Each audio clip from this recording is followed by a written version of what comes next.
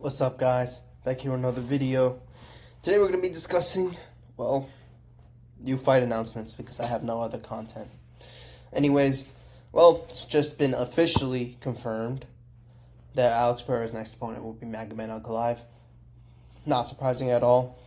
I honestly knew this was going to happen.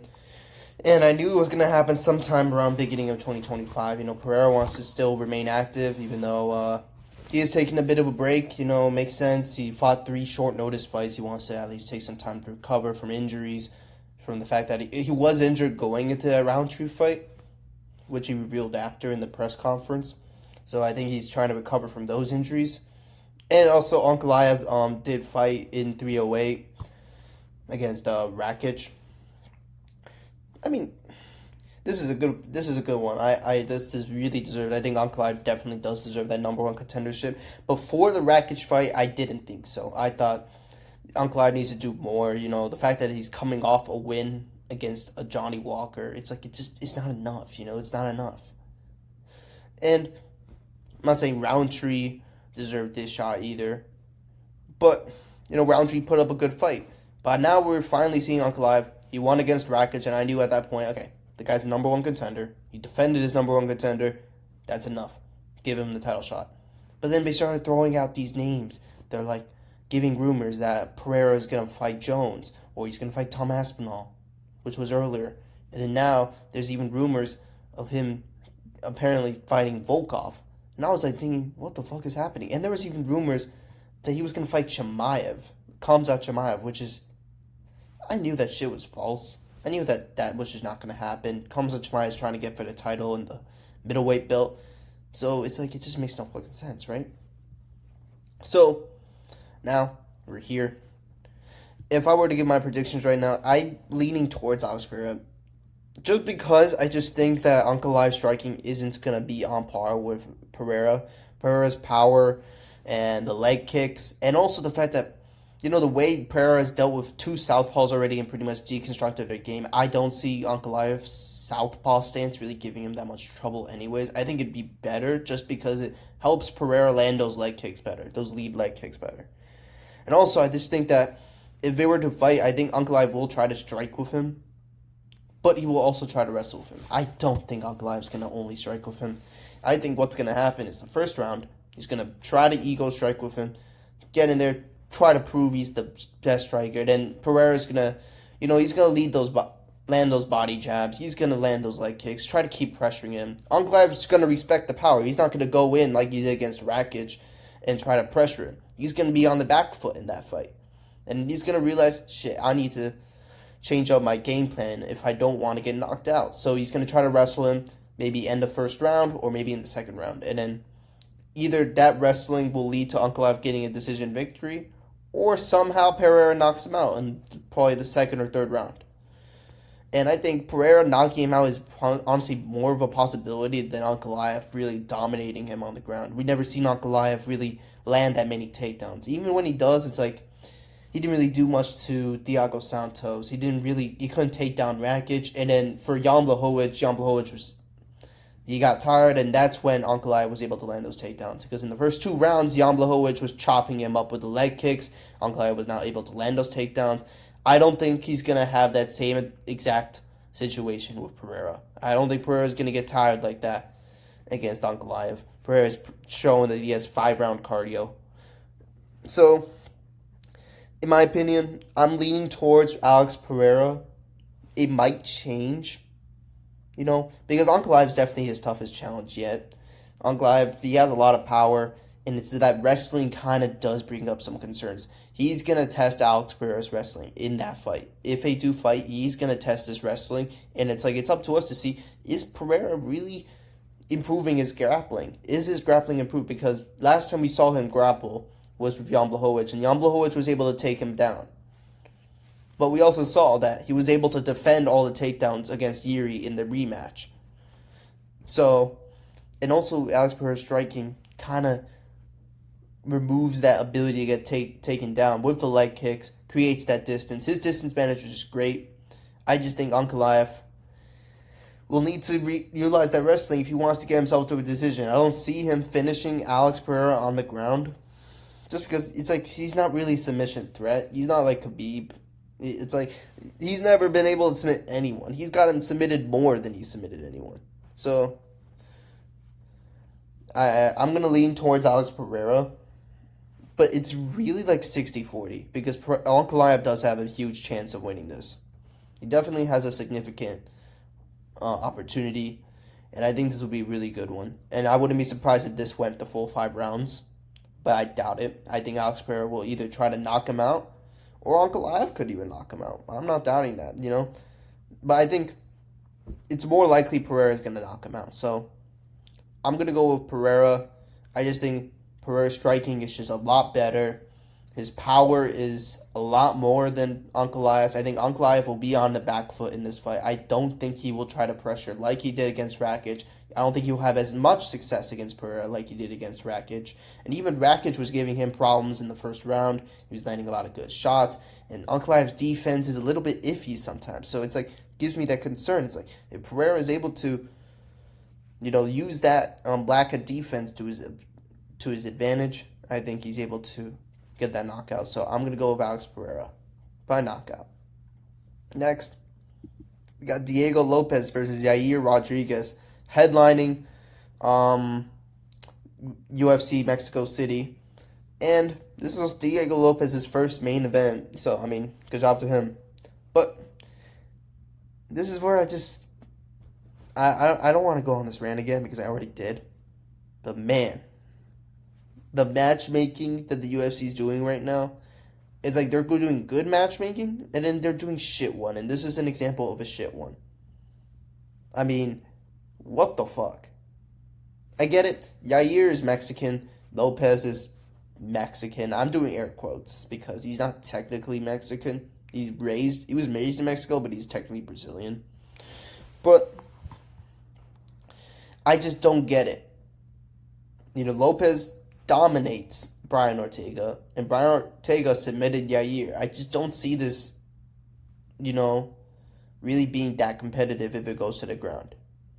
And for Diego Lopez, it's clear that if he's able to take down Yair and put him in the ground, he's going to have his way with him. Yair, he's not really that good on the ground, Volk was able to do whatever the hell he wanted with him, with the wrestling. Brian Ortega was able to get an easy submission on him. It's like when he's on the ground, he makes a ton of mistakes. And as a result, it's like people who are experienced in grappling are able to, just do what they can. They can do whatever they want with him. And Diego Lopez, he's a black belt in BJJ. He's one of the most talented grapplers. So it's like, it's not really a competition in the ground. But I do see Yair being able to pull this out. If he's able to keep this on the feet, defend those takedowns, keep this on the feet. I do see Yair maybe giving him trouble in the striking. Diego Lopez's striking is pretty good. But I think when it comes to Brian Ortega takes a lot of hits. And that was what it gave Diego Lopez like a lot of advantages. Brian Ortega, he's more of a brawler. He takes one and he gives some back. And it works sometimes against maybe a TKZ, or Frankie Edgar, but it doesn't work against Max Holloway or Volk. And I don't think it didn't work against Lopez. So I think Yair, he's a lot better striker than Ortega. He's one of the best strikers in featherweight still. And I think Yair's going to be able to kind of outpoint him on the feet. I think he's going to give him trouble on the feet. So if he keeps this on the feet, I think he could definitely knock out Lopez. Diego Lopez, he kind of leaves his chin in the air. Kind of doesn't really have that good of a defense. So I think Yair can definitely pull this out. But if it goes on the ground, I think Diego Lopez easily submits him. That's why I'm going to pick Diego Lopez for this fight. I don't like this matchup. I think this matchup is not necessary. I thought Yair was going to fight Arnold Allen. Arnold Allen's coming off a dominant win over Chikadze. I think it would have been a perfect matchup. And I thought Diego Lopez was going to get a rematch with Mosvar, But I think, in my opinion, if I were to make a theory, I think this matchup was actually offered to Mosvar first. And Mosvar said no because it's during Ramadan. So they had to find someone who was able to fight, and they saw Yair. He said he wanted to fight next year or 2025 in this time. He's Mexican, so they want to have two Mexicans headlining the Mexico City card. So he put him in here. And I don't think Yair deserved to get a title eliminator like this.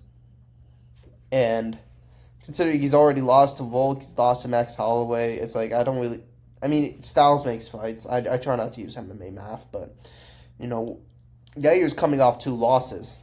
It's not good. So, kind of doubts, his legitimacy when it comes to having a title eliminator.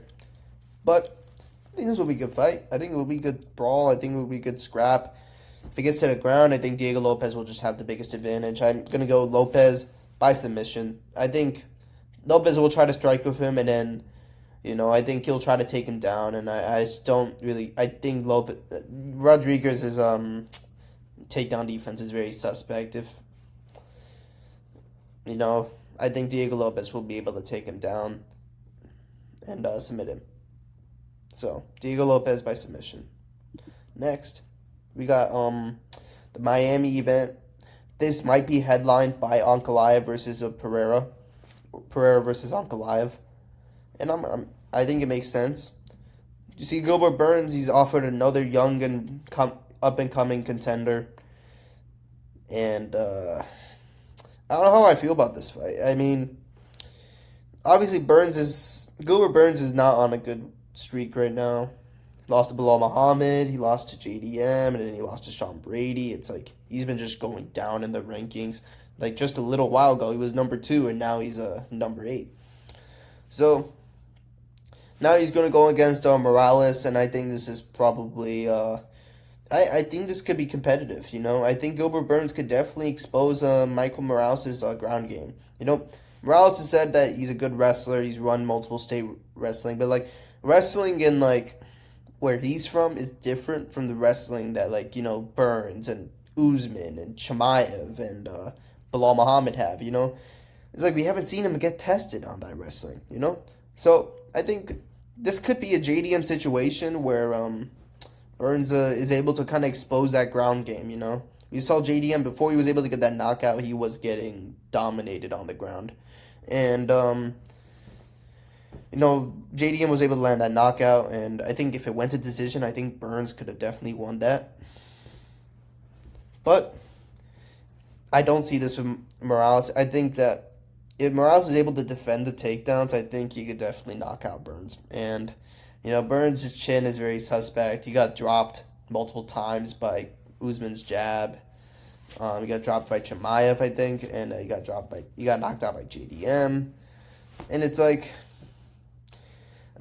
it's just sad to see because I like Gilbert Burns. He's such a good fighter, but he's just being fed up all these dangerous contenders, and it just puts him even lower in the rankings, So, if I were to go over prediction right now, I think it's a good fight. I don't like the fact that we're putting Burns up with contender after contender after contender, dangerous contenders all the time, I kind of wish that a Burns versus Colby matchup was going to be made. Covington's from Miami. This is in Miami, and I really wish this could have happened. And I might be buying tickets for this event. I might get seats for this event. I'm gonna record everything for my account. It's gonna be fun because man, I can't wait. Thank God I have a Miami event this year. So yeah, I'm for sure gonna show up at this event. I'm gonna get tickets. I'm gonna show up. So April 12th, I should be in Miami around that time. So yeah, can't wait. Can't wait to see. I know this is shaping up to be a good card. Pereira versus Ankalaev, maybe Volk versus Topuria rematch, and then we have this as the feature bout, or maybe on the main card. So definitely gonna show up for this event, and yeah, we'll see. This is gonna be a good one, really good one, for sure. But I'm gonna take Michael Morales. I'm gonna take him by knockout. I think Michael Morales I think he'll be able to find that chin. He's a very technical, very sharp striker. I think he can find that chin, maybe get him with a good shot, and then finish him just like he did Magny. Even though Burns is way better than Magny, I think this is going to be competitive. If I were to guess, it's 3 rounds. So I think Michael Morales is if he's able to defend the takedowns, I think I can see him getting the knockout. Next, we got title eliminator, flyweight. We got Royval versus Kape. Now, Royval's been on a streak, ever since he lost to Pantoja last year at 296. He defeated Brandon Moreno on short notice, and then he defeated Tatsuro Taira. He defeated a former champion, and he also defeated a dangerous up-and-coming contender. Now he's going to fight Kape, who is also a dangerous matchup for him. He's on a roll right now. Yeah, granted, he's on a one-fight win streak, but every other fight, apart from the Mokaev fight, he won. And honestly, that Mokaev fight was just bullshit. I don't know how they gave that to Mokaev. In my opinion, that shit was so bad, and Mokaev did so bad, I honestly think they should just give that win to Kape. I'm so glad Kape didn't get cut, because it was not his fault. But, yeah, we got Royval versus Kape. If I were to say something about this, is, it kind of shows, the flyweight situation right now. Pantoja really has no good, interesting matchups, He defeated Royval twice. He defeated Moreno 3 times. He defeated Kai Kara France. And no other contender, really deserves a shot right now, Maybe Kai Kara France. But, I think Kai Kara France needs to do more. Maybe defend against another contender. And then kind of convince the UFC, hey, can you give me this title shot? But I'm guessing that these two will probably get the next title shot. If not, they might get the next title shot after maybe Kai Kara France or another contender. I don't really know who. But if I were to choose it, I might go with Royval. Honestly, I think Royval can definitely pull this out of the mud. I think Royval's ground game is really good. I think he could be able to keep up on the striking of Kape. I think this would be a good war. I think this will definitely go 5 rounds. I could see that. I don't really see a knockout happening, but for sure, I think a TKO could happen. Maybe from Kape. Kape's striking is on fire. He styled on Bruno Silva super hard. I mean, the guy got kicked in the nuts 3 times, and then boom, he just styled on him. Deserved though. I mean, getting kicked in the nuts 3 times sucks. But yeah, he styled on him. TKO'd Bruno Silva. It was a dominant performance against a dangerous up-and-coming contender, Definitely made the case for himself being the next title contender. So, definitely can't wait for this fight. Kape is going to put on a fight. Royval is going to put on a war like he usually does. And I definitely do see Royval taking this. I think I'm going to go with Royval by decision. I think Royval's striking. It's just crisp. I think he's just going to put on a war. I think maybe he can try to take this to the ground, and maybe Kape might have some trouble. And we'll see, Kendrick Lamar's on a roll right now, so it's just such a stupid meme. But, yeah, I'm going to go with Royval. I might say I'm going to be safe and just go with Royval by decision. I think this will go full 5 rounds. I'm guessing this is the main event. I hope it is. I think it is. Next, we got Almabayev versus Steve Erceg. Asu Almabayev, up-and-coming Kazakh contender. And then we got Erceg, who's coming off a knockout loss to Kai Kara France. I'm going to be real. I think Asu takes this. And it sucks to say that because I kind of like Erceg, Kind of looks like Michael Scott. But I think Asu is just a lot more well-rounded. I think he'll be able to use the ground game effectively against Steve Erceg. Steve Erceg definitely got some good ground game, but let's be real, he was getting tossed left and right by Pantoja in the first 4 rounds. He was able to land a takedown on the 5th, which kind of did sold him the win. But it just sucks to see, Erceg having such a close fight with the champion and then go on to get knocked out in the next fight, which was supposedly title eliminator. I don't think it was, but it could have been. So now he's fighting another contender, and Steve Erceg, he got really good boxing. He has good striking. He definitely has some ground game for sure. He proved that against Pantoja. He was able to defend the submissions. But I just think Almabayev's ground game is just a lot better. I think he's going to use that in his game plan. I mean, Asu's striking is okay. It's pretty good. But I think he's going to try to use the ground game, try to maybe submit Erceg, and I don't doubt that happening. So considering this is 3 rounds, maybe a submission could happen, but most likely I think it will be a dominant decision by Asu Amabayev. So I'm going to go with Asu by decision.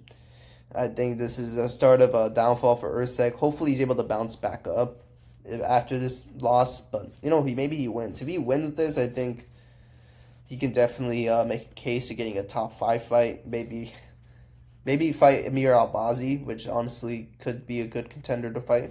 He's coming off a loss, and Usyk would win, so all that stuff. And Asu maybe could fight Amir Albazi as well. I think the winner should fight Amir Albazi because I think he's number 3 right now. He's coming off a loss to Brandon Moreno, so he has to fight down. So I think that would be perfect.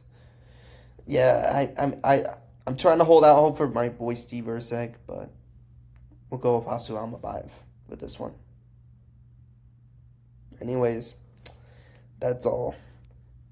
Kind of sick today. That's why my voice sounds a little raspy and kind of low.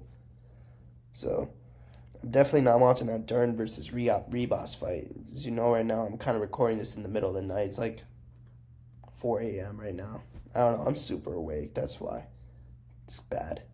But anyways, see you in the next one. Bye.